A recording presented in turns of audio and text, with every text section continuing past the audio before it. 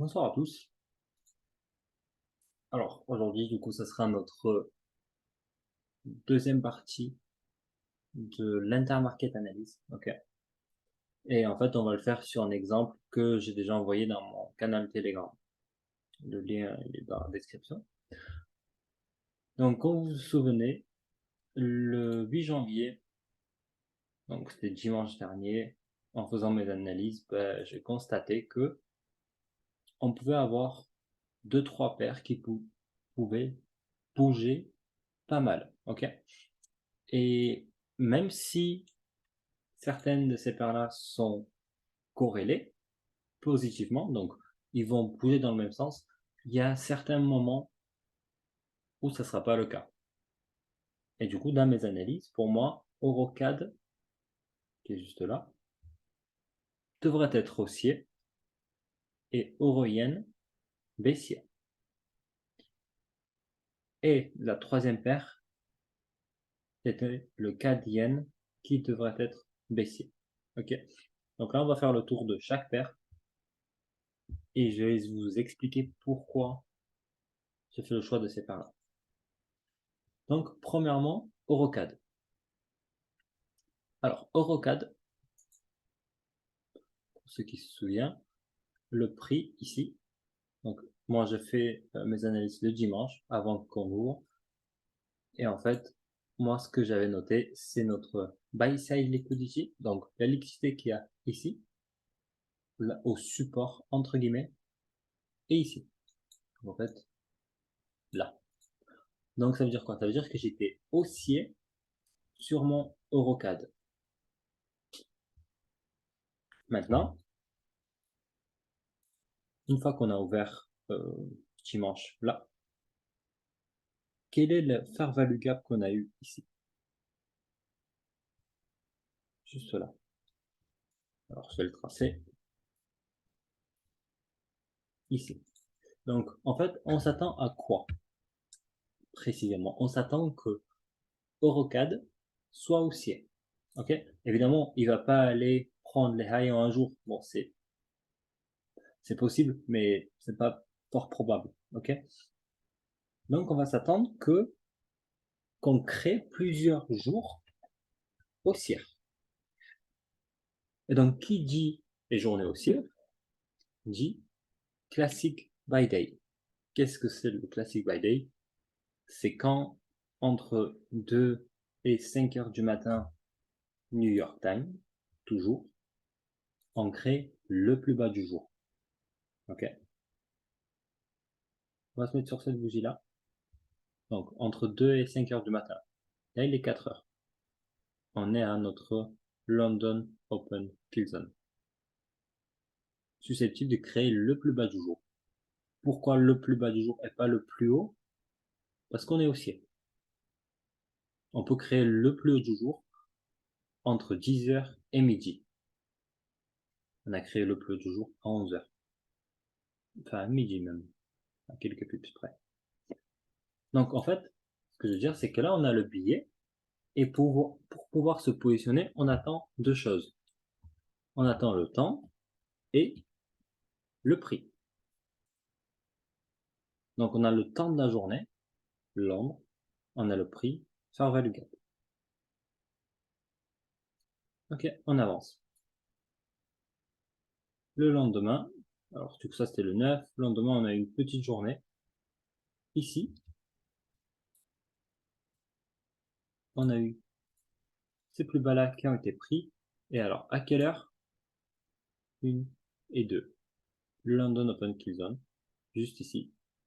On crée le plus bas du jour. Ensuite, on est haussier. Et on crée le plus haut ici à 11 heures, midi. Donc, on a eu 2 jours d'affilée où on a fait exactement la même chose. Ok? On avance. Mercredi 11 janvier. Encore une fois, là on a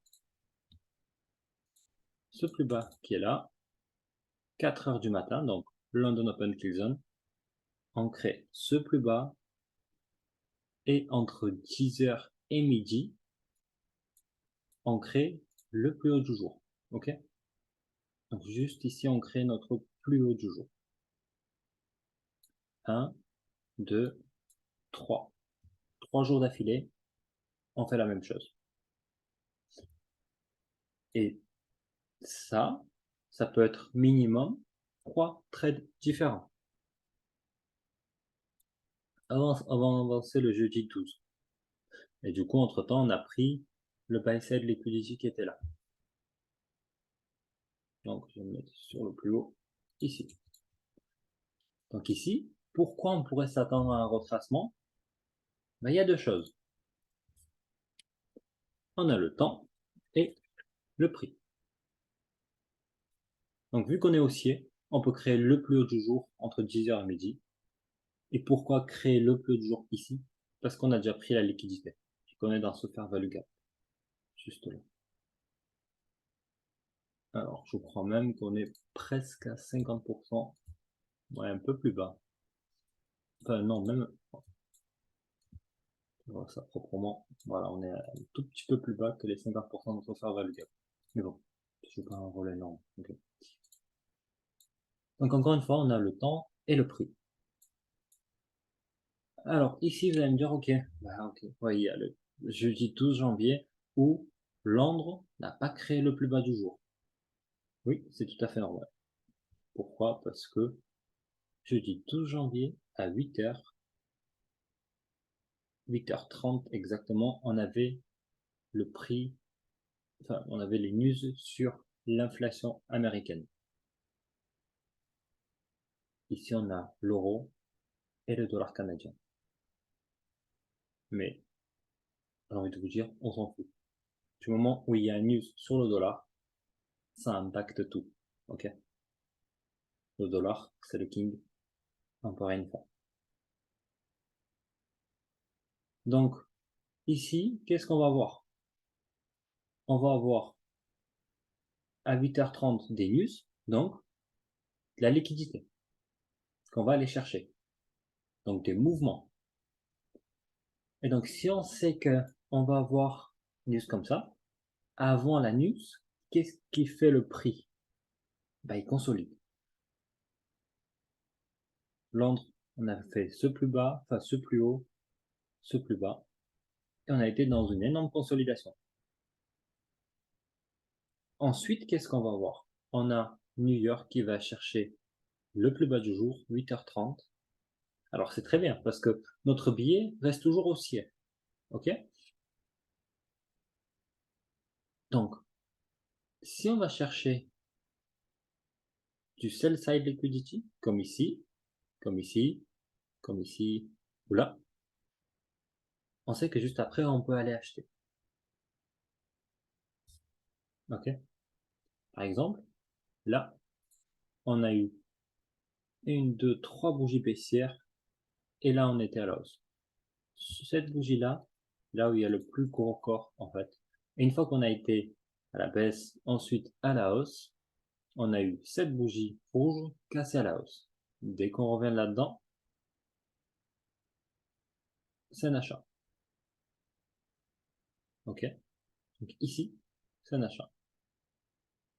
On casse plus haut. Ici, qu'est-ce qu'on a? Fair value gap, un tout petit peu fair value gap. Alors, pour ceux qui ne savent pas ce que c'est un fair value gap, vous pouvez venir dans mon canal Telegram, m'envoyer un message. Je vous enverrai tout ce qu'il faut. Fair value gap, order block, le prix rentre dedans, et on est haussier. Est-ce qu'on est arrivé encore? Non. Donc, on est toujours haussier.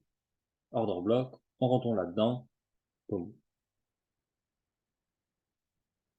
Ici, du coup, on crée le plus haut, et ensuite, on peut être baissier.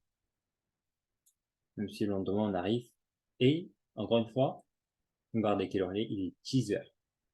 On crée le plus haut du jour à London Open, enfin London Close Season, donc entre 10h et midi.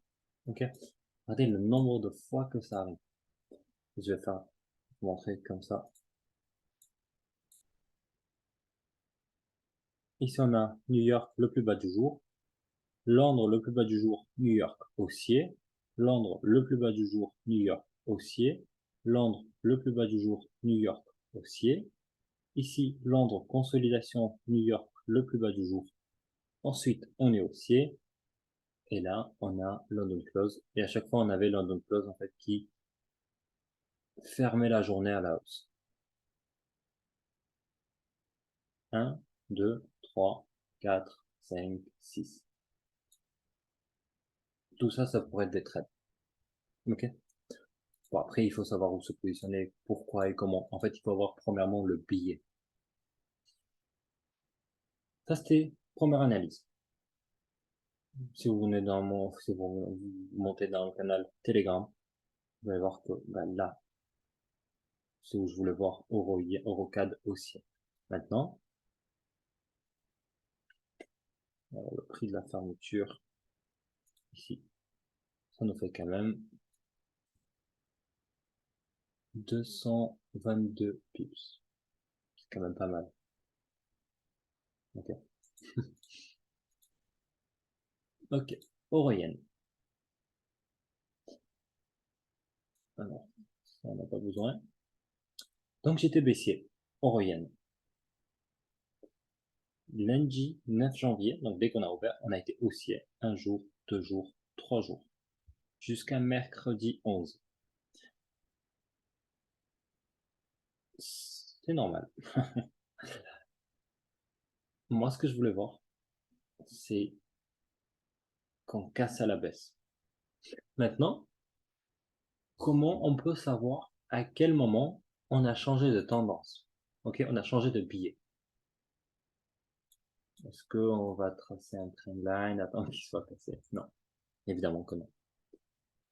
Alors, bon, je vais enlever ce qui n'est pas important pour l'instant.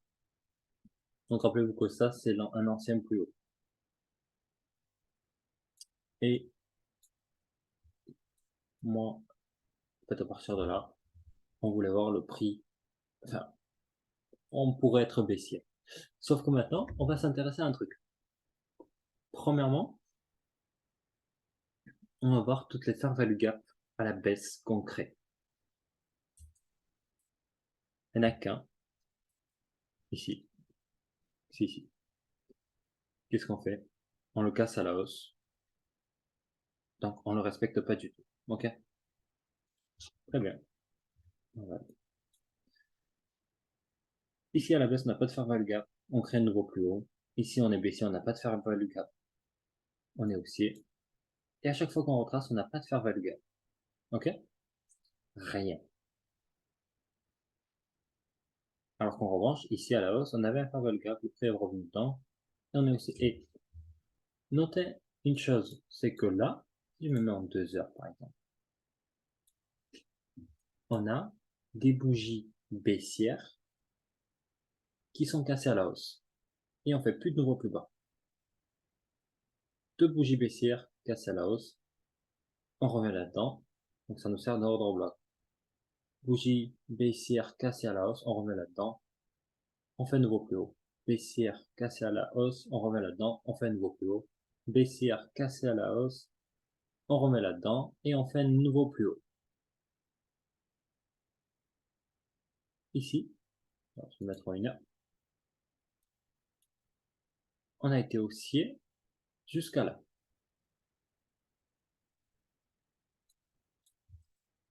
Après, qu'est-ce qu'on crée? Regardez, on va voir le plus haut ici et le plus bas ici et le plus haut ici. Ça, c'est notre premier fair value gap. Et le prix, il remet là-dedans, il le respecte. Boum, on est baissier. Premier signe. Ok? On va voir ici une bougie baissière, enfin une bougie haussière, qu'on casse à la baisse, et on fait plus de nouveau plus haut. Ici. On est baissier. Qu'est-ce qu'on a ici? Déjà, on avait notre liquidité. En fait, regardez, on a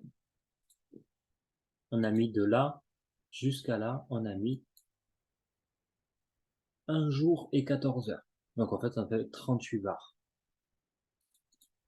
De là jusqu'à là, on a mis 18 barres.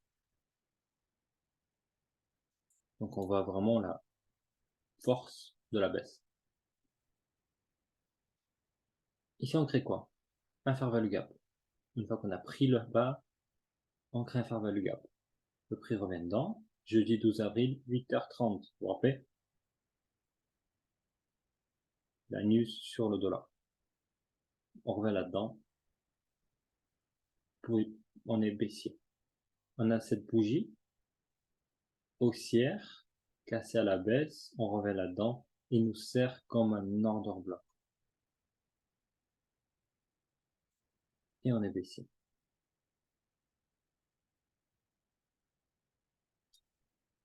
On va voir cette sell side liquidity. Alors déjà, une chose est sûre, c'est que là, on a eu 480 pips à la baisse. En très peu de temps, en 2 jours. C'est énorme. C'est vraiment énorme. Et donc là, ce que j'attends, c'est idéalement le prix va revenir là dans cet FVG. Et si, seulement si on a un IOF baissier, donc des bougies haussières cassées à la baisse en créant des fair value gap ou pas, je pourrais aller vendre. Pourquoi? Parce qu'on n'a pas encore pris cette sell-side liquidity, ni celle-là. Ok, donc ça sera mes prochains targets. Dernière paire, cadienne. Dollar canadien, on a cassé les highs, on a pris le sell-side liquidity, le buy-side, et on est baissé. Ici, c'est là où on a créé notre premier fair value gap. Puis on revient plusieurs fois là-dedans. On a le high, high, et là on casse plus bas. Qu'est-ce qu'on a ici? Un tout petit fair value gap. Le prix revient dedans, et les corps, ils clôturent pas plus haut que notre fair value gap. Casse plus bas, bougie haussière, casse à la baisse, on revient là-dedans, on est baissier. Fair value gap, on revient là-dedans, et on est baissier. Fair value gap, on revient là-dedans, on est baissier. Bougie haussière, casse à la baisse, on revient. Casse à la baisse, on revient. Et vous connaissez la chanson. Tous ces liquidités-là ont été pris. En daily, c'est incroyable, ça me donne ça. Du plus haut au plus bas. Alors on va voir 385 pips ici, en seulement 2 jours. Okay, c'est énorme.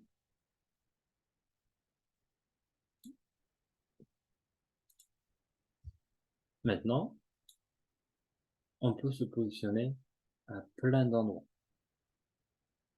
Franchement, ici, il y a énormément d'endroits. Le seul truc qu'il faut savoir, c'est est-ce qu'on va être baissier ou est-ce qu'on va être haussier.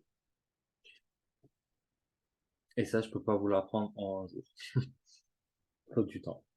Donc, qu'est-ce qu'on avait au final? Au début, on avait notre euro qui était en consolidation. Ok. Notre yen qui était baissier. Je dis bien baissier. Donc, si notre euro est en consolidation et que notre yen est baissier, euro-yen va monter. Ici, on avait notre euro qui était en consolidation, notre CAD qui était baissier. Donc, euro-CAD est monté. Ensuite, on a eu euro qui était baissier. On a eu tout ce mouvement-là. Euro-CAD n'a pas chuté parce que CAD reste baissier. Ça reste dans la consolidation. Et en fait, si ici, le yen, il chute. Enfin, pardon, le euro-yen, il chute. Ça veut dire quoi? Le yen est haussier.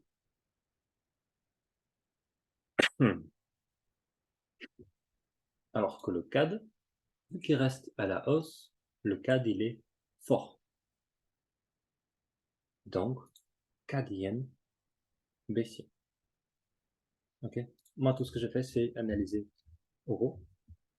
CAD et le yen. Une fois que j'ai ça, j'ai minimum 3 paires que je peux aller trader.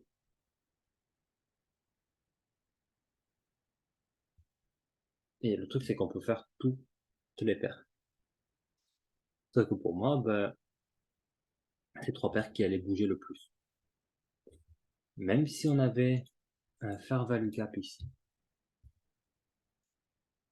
on s'en fout. Parce qu'il n'y a pas toutes les fair value gap qui seront respectées.